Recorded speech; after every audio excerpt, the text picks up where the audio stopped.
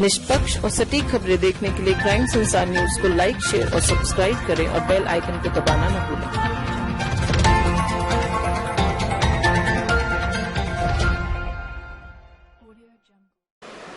आपने कहावत तो सुनी होगी, खेलोगे कूदोगे बनोगे खराब, पढ़ोगे लिखोगे तो बनोगे नवाब।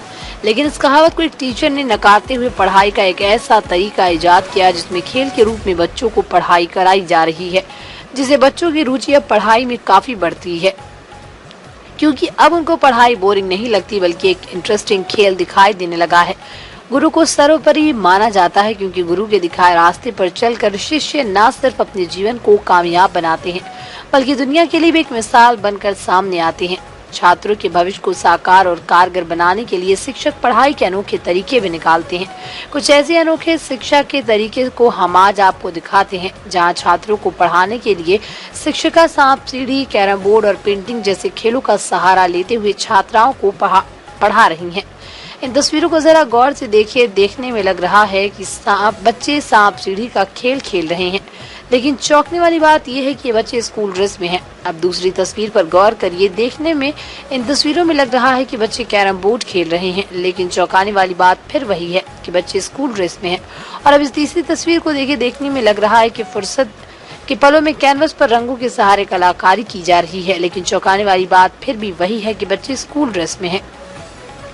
दरअसल ये नजारा है मेरठ के एक निजी स्कूल का, जहां बतौर शिक्षिका तैनात पूजा शर्मा अध्यापकों के लिए एक मिसाल बनकर सामने आई। शिक्षिका के द्वारा कुछ गरीब बालिकाओं ने निःशुल्क कोचिंग देने के साथ साथ उन्हें अच्छी शिक्षा देने के लिए भी लगातार काम किया जा रहा है। शिक्षिका पूजा इंटीग्रेटेड लर्निंग का काम शुरू कर रही है और उनके द्वारा शुरू किया गया हैप्पी लर्निंग कॉन्सेप्ट भी छात्राओं के लिए कारगर साबित हो रहा है। हैप्पी लर्निंग कॉन्सेप्ट्स में बच्चों को पढ़ाने के लिए पढ़ाई को और ज्यादा आसान बनाया जा रहा है। साथ ही साथ बच्चों को पढ़ाई में दिल लगाने के लिए एक नया तरीका निकाला गया, जिसमें केमिस्ट्री जैसे सब्जेक्ट को पढ़ाने के लिए शिक्षिका ने सांप सीढ़ी के खेल को चुना। वहीं हिस्ट्री सब्जेक्ट को पढ़ाने के लिए नया तरीका निकाला गया, जहां बच्चे प्रथम विश्व युद्ध के बारे में पढ़ते हुए उसे आसानी से समझने के लिए कैरम बोर्ड का सहारा ले रहे हैं। वहीं अंग्रेजी जैसे सब्जेक्ट की कविताओं को समझाने के लिए बकायदा पेंटिंग का सहारा लिया जा रहा। इस हैप्पी लर्निंग कॉन्सेप्ट से शुरू करने वाली शिक्षिका पूजा शर्मा के नाम अनेकों उपलब्धियों जुड़ी हुई हैं, जिनमें नारायणी, सुषमा स्वराज राष्ट्रीय पुरस्कार, नारी शक्ति सम्मान, शिक्षा उत्कृष्टता सम्मान, द पिंक रिबन जागरूकता पुरस्कार, डॉक्टर APJ अब्दुल कलाम पुरस्कार, आचार्य शिरोमणि ने भी उन्हें नवाजा जा चुका है। और इस साल पूरे उत्तर प्रदेश के शिक्षकों में पूजा शर्मा को central board of secondary education यानी CBSE ने उत्कृष्ट शिवा अवार्ड से सम्मानित करने के लिए चुना है। शिक्षिका अवार्ड से सम्मानित करने के लिए चुना है। शिक्षिका पूजा शर्मा का कहना है कि जिस तरीके की पढ़ाई का तरीका उनके द्वारा शुरू किया गया, उसके जरिए छात्र बड़ी ही आसानी से साथ में समझकर पढ़ लेते हैं और अपनी पढ़ाई को भी आसान बना लेते हैं। साथ ही उन्होंने कहा कि पढ़ाई का यह अनोखा तरीका आगे भी जारी रहेगा। वहीं इस अनोखे तरीके से पढ़ने वाली छात्राओं में खासा उत्साह देखने को मिल रहा है। उनका कहना है कि जिस तरीके से उन्हें पढ़ाया जा रहा है वो बहुत ही कारगर साबित हो रहा है। इस नए और आसान तरीके के चलते उनकी पढ़ाई आसान भी हो गई है।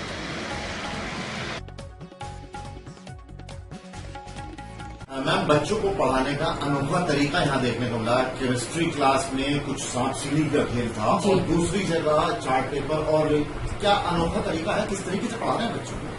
सर, जो हमारा तरीका है वो क्योंकि मैं एक कोऑर्डिनेटर भी हूँ, तो मैं ब्लेस्ड इसलिए हूँ क्योंकि मेरे पास सभी सब्जेक्ट्स को बात करने का मेरे पास एक जरिया है। मैं अपने टीचर्स के साथ जिस तरीके से बैठती हूँ या मैं उनसे डिस्कस करती हूँ, तो उसमें बहुत सारे ऐसे विषय मैंने ऑब्जर्व किए as a art teacher, as a creator, कि जो है मुझे उनके उन विषयों में रुचि आई और मुझे लगा कि शायद ये जो बोरिंग सब्जेक्ट या बच्चे देखते हैं उनको हमें थोड़ा रोचक करना चाहिए। कुछ गूढ़ विषय होते हैं, जैसे मैं ये मानती हूँ कि SST वगैरह में आप पढ़ा रहे हैं तो पढ़ाते पढ़ाते कई बार इंटरेस्ट नहीं आता। हम सीनियर विंग की बात करें तो सीनियर विंग की हमारे पास बुक्स जो है वो कंटेंट बेस्ड तो होती हैं, बट मेरे ख्याल से पिक्चराइजेशन पे वो इतनी कारगर नहीं होती है। तो उस पे मैं ऐसे मतलब मैंने अपनी टीचर से बात करा तो उन्होंने कहा मैडम मैं वर्ल्ड वॉर पढ़ा रही हूँ, बट कई बार क्या होता है कि ऐसे प्रॉब्लम आती है कि कंट्रीज के नेम या हमारे पास देखने में ना बहुत परेशानी होती है बच्चों को, तो हम इसके लिए क्या कर सकते हैं। मुझे स्ट्राइक करा कि क्योंकि हम ये गेम विन और लूज का है, तो क्यों ना हम इसमें स्पोर्ट्स इंटीग्रेट करें।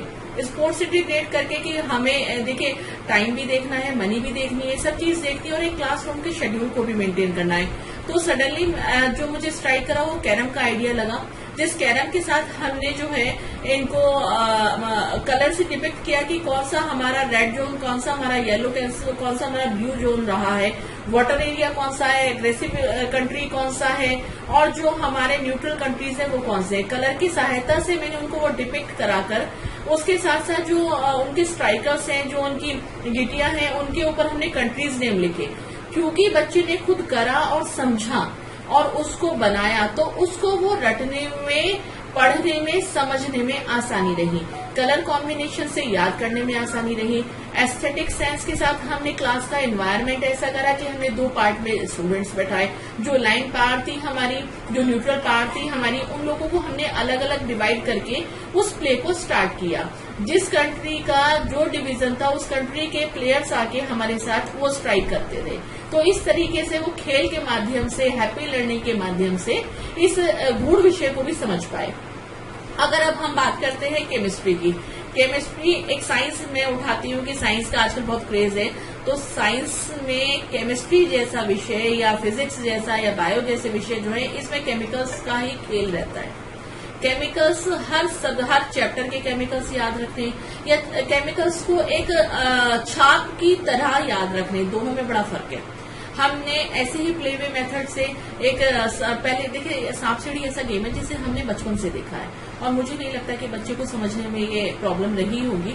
तो सांप सीढ़ी की क्रिएशन से हमने डिवीजन किया, उसमें हमने रिवर्सल और नॉन रिवर्सेबल जो है रिएक्शंस को हमने जो है डिवाइड किया। जैसे सांप अगर हमारा जाता है तो उससे रिएक्शंस जब नीचे आते हैं तो वो डिवाइडेशन पे आ जाते हैं, और अगर हमारा नॉन रिवर्सेबल है तो वो हमारा जो है सीढ़ी चढ़ाती है तो हमें एक अच्छा आउटपुट मिलता है। कुछ जो रिएक्शंस है जो कोई भी आउटपुट नहीं देते हैं, अपने आप में एक आधार रखते हैं, वो रिएक्शंस हमने नॉर्मल रखे। उसमें हमने बच्चे को डाइस दे के ये कहा कि आप जो भी उसका नंबर आता है वो उस डाइस पे जाता है, उसकी एक्सप्लेनेशन करता है। Explanation, game, sports, art, chemistry, ये सारी चीजें हमारी जो इंटीग्रेट हो गई है। और आज की डेट में आप जानते हैं कि एनईपी का भी यही आधार है, आर्ट इंटीग्रेशन, यानी कि आप इंटीग्रेट करें एक सब्जेक्ट को दूसरे सब्जेक्ट के साथ। Not for the art, I am talking about the music, I am talking about the आपका जो स्पोर्ट्स है। ये सारी चीजें अगर हम इंटीग्रेट करके बच्चों को खेल के माध्यम से, हैप्पी लर्निंग के माध्यम से समझा पाए तो शायद हम बहुत ब्लेस्ड मानेंगे कि बच्चे को क्या करना है से ज्यादा है कैसे करने पे ध्यान दिया जाएगा। मैम बात करी जाए, सरकार लगातार शिक्षा का स्तर सुधार रही है, जी। छात्रों के लिए ध्यान दे रहे हैं, तो जी। नया तरीका कितना इफेक्टिव है और बच्चों पर इसका क्या रिस्पॉन्स आ रहा है, क्योंकि वक्त के साथ से एजुकेशन सिस्टम भी बदलता जा रहा है। सर, नए तरीके की बात करूं तो मैं करके जानू वाला तरीका हमारे लिए पहले गांधी जी की पद्धति पे भी था कि आप करें। कुटीर उद्योग जो उन्होंने खोले हुए थे, बाकी चीजें भी ऐसी की गई थी। जो मैसेज हमारा शुरू से रहा है, इंडिया की तो हमेशा से ये रही है कि हम लोग कुटीर उद्योगों के लिए जाने जाते हैं, मतलब करके खाना और करके जानना जो ये रहा है। मैं एक लेमन लैंग्वेज का यूज कर रही हूँ, बट उसमें फैक्ट ये है कि पद्धति तो पुरानी है, लेकिन अप्लाई करने के लिए सरकार ने जो जोर दिया है, जो सीबीएसई ने हमारे साथ मिलके जो हमें ये बताया है कि एनईपी के तहत हम लोगों को, बच्चों को कितना प्रैक्टिकल बेस हमारी लर्निंग होनी चाहिए, कितनी एंटरटेनिंग और हैप्पी लर्निंग होनी चाहिए। इसको मैं ये मानती हूँ कि बच्चे के लिए रटन विद्या को छोड़ के आपके जो जीवन भर के लिए आपके लेसन्स हैं, सिर्फ पढ़ के हटाना नहीं, हमें उसको अप्लाई करना भी है। ये इस शिक्षा का उद्देश्य है और काफी सफल रहा है।